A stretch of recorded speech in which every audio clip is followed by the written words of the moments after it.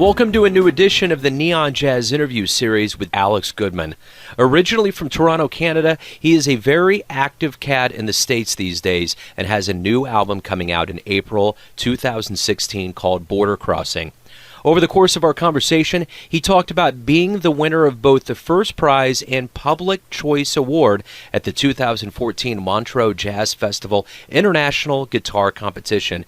And he talked about working with cats like Charles Lloyd, Eric Harland, Gerald Clayton, and he also elaborated on why he loves jazz and what the future may hold for him, along with many other things. Please dig this interview, my friends. Hey, thanks for taking some time to talk with me today. I appreciate it. Yeah, of course. So I'm just going to go ahead and delve right in here. I'm going to ask you, just kind of in a general sense, what has been going on with you lately? So quite a bit. So I'm releasing this new record on April 15th. Just been doing some touring this spring, kind of leading up to that, and I'm doing a 1-month tour in April with some new bands of mine in North America and Europe, and just playing a bunch in New York when I'm in town. So talk to me about this new album. Give me an idea of what went into it and kind of how you feel about it. Yeah, absolutely. So it was a project that started before I moved to New York with a bunch of really great Canadian musicians living in Toronto. And while I was in New York for the first couple of years, it was kind of left on the side for a bit. But then about 2 years after I moved here, I kind of combined that project with some players I was playing with in New York City. And the original project was somewhat of a chamber project. So the original instruments were cello, vibraphone, guitar, and voice. And I kind of expanded it before recording the record and added percussion and drums and bass to the project and made it more of an ensemble. And a lot of the music was written during that kind of transition time from when I was moving from Toronto to New York City. So a lot of the music reflects that. And the project itself, I kind of wanted to bring together these players from the Canadian and New York music scenes. So what's the name of the album? It's Border Crossing. Okay. So speaking of that, where were you born and raised? I grew up in Toronto. Okay, cool. So talk to me about your childhood in Toronto and how that led you to really dig music, and more specifically jazz. Yeah, of course. So I started kind of like a typical route. I started playing piano when I was younger. There aren't really any musicians in my family at all. So I did kind of like the typical thing, and I quit rather early. I was about 12 for typical young person reasons. I started playing guitar, I guess I was about 14 in high school, again, for rather typical reasons, just kind of was a cool thing to do. And then I got into jazz, I guess, relatively late, kind of near the end of high school. When I started studying in university, I was actually at first going to do kind of like a double degree. I was going to do something outside of music and in music as well. I realized pretty quickly that I kind of wanted to switch over, and then started focusing really intensely, and lived in Toronto and Montreal for a bit, and then continued to work in Toronto on the jazz scene for a while before moving to New York. During those later years in high school of listening to jazz, were there specific albums or? Yeah, I mean, I was definitely influenced, in part by the local scene, what I could go out and see. Guitarists like, although he'd stopped playing when I started getting into music, guitarists like Ed Bickert, who's kind of a legend from the Canadian jazz scene. But I think the first record I heard was a Wes Montgomery record, incredible jazz guitar. And that I was already starting to get really into improvisation and playing guitar and really working, on the instrument. And I think jazz was just kind of like a logical development of that. So when I heard Wes Montgomery, I just kind of got hooked and started really getting into it. So let me ask you this. Before you kind of got into, the guitar and jazz, what were your dreams as a kid when you grew up? Was it always music on your radar, or was it something else?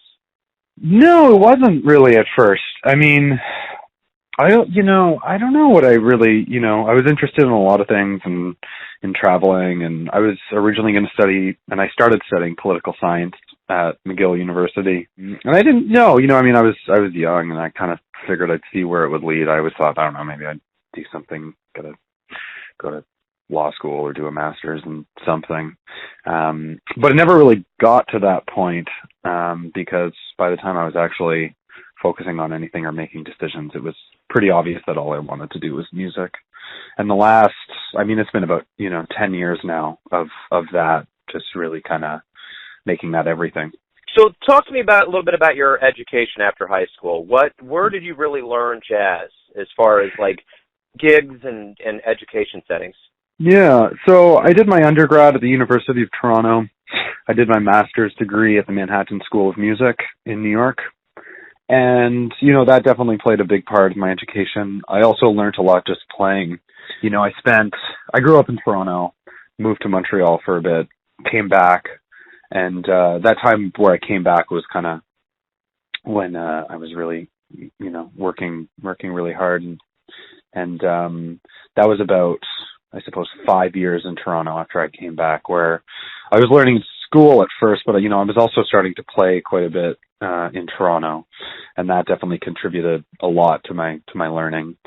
And then when I moved to New York, it was the same kind of thing. It started off in this kind of school environment, and I made that a priority. I kind of, focused on that pretty strongly. But pretty much immediately after finishing, things were already pretty busy. So there's always been kind of like a concurrent thing while I was in school of learning on gigs and professionally. And ever since I finished my master's, it's just been, learning all the time on tour or performances or recording studios or anything like that.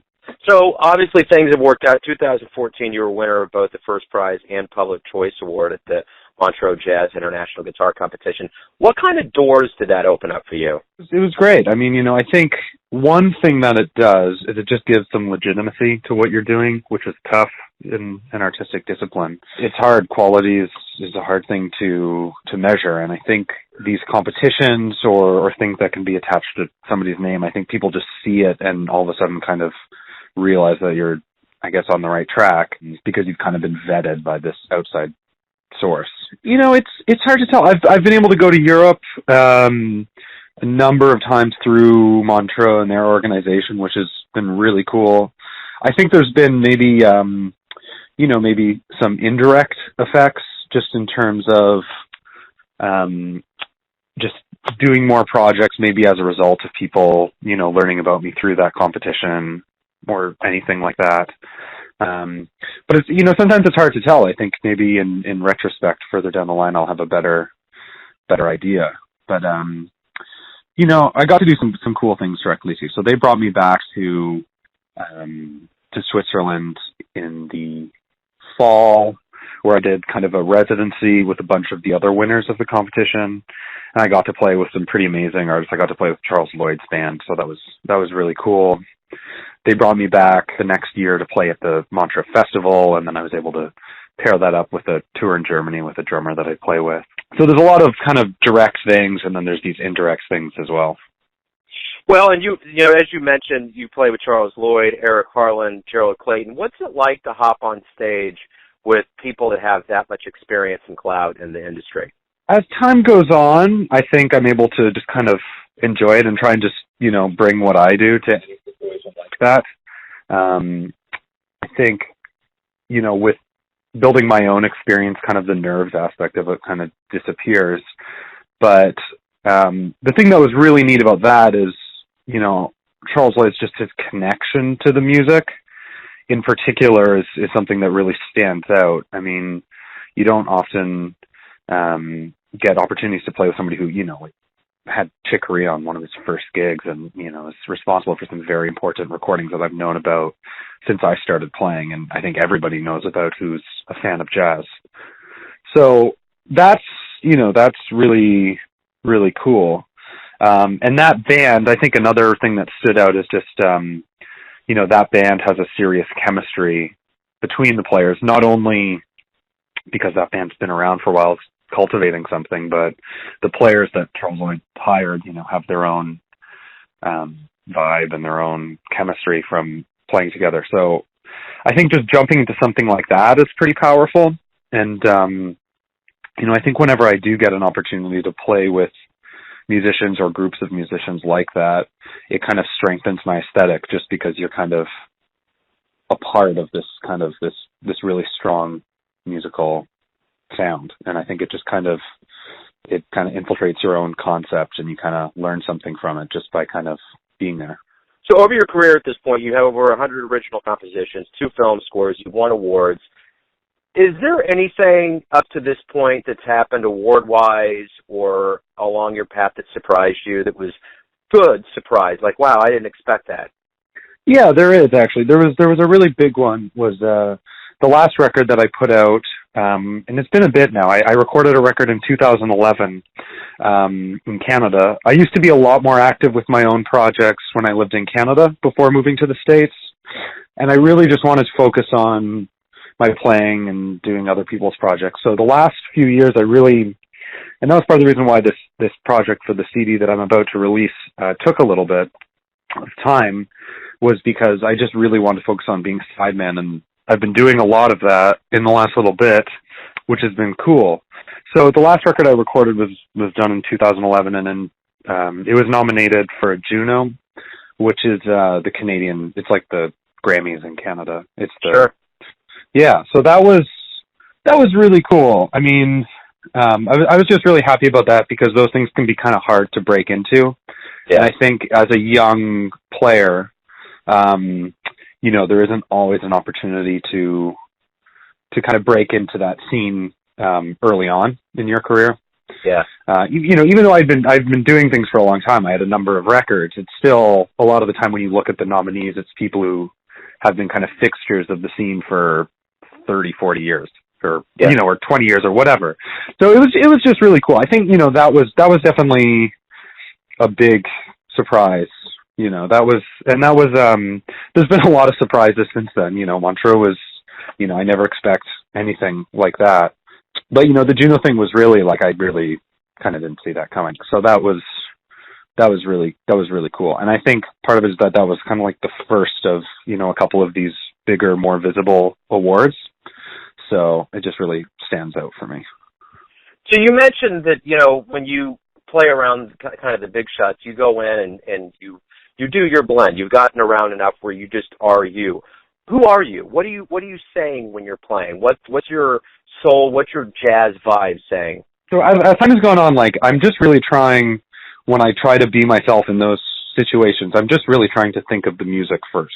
So I find it somewhat counterproductive to go into these situations where you're playing with people you really respect or have known about for a long time, to be too preoccupied with that, because the focus should really be on the music and kind of being in the moment and responding to what's going on. So I really, really try, and it's, been a process of multiple years, to, no matter what the musical situation is, to just really be in the music and to really focus on playing 110%. So, in these situations where I've been able to play with these people, I'm just kind of trying to focus on that. And then in terms of, what I'm doing, I think I have a wide variety of influences. I think I've checked out a lot of music in jazz and outside. I think as a composer and performer, I've been drawn to some other areas of music that have really influenced me. So I've spent a lot of time with Bach and a lot of 20th century classical composition, and I really try to kind of bring that into the jazz idiom. But at the same time, I'm a really, really strong believer that in order to do anything present and modern, you really need to understand the lineage and the history of the music. So I take playing jazz very seriously, and it's really important to me to bring in influences from these other areas, but at the core to be a very strong, fundamental jazz musician who understands the various developments of jazz music and can play authentically in all of them. Let's dive into that a little bit more. Who would you consider your jazz heroes? Who have influenced you the most? Good question. I'll go back to Wes. I think these early influences are just so important. And I think there's a lot of I think it sticks with you. And when I was younger, I really checked out a lot of Wes Montgomery, and then that was important. Ed Bicker, like I said too, is kind of has a special place for me. Being from Toronto, I really respect the career that he had and the music that he made without making the move to New York, like a lot of people do, like I did.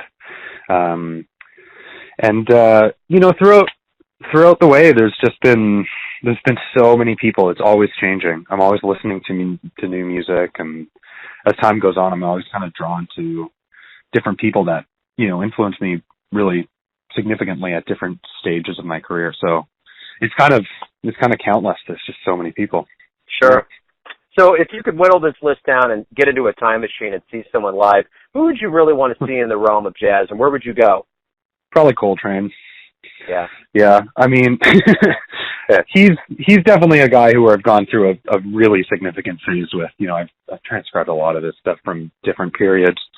I think maybe a more direct answer to your question is I think the people that really influence me are the people who aren't afraid to change throughout their whole career, who kind of reach the apex of what they're doing and kind of create something new that's really kind of the pinnacle of the craft at the time they're doing it, and then just continue to evolve and contribute something completely different.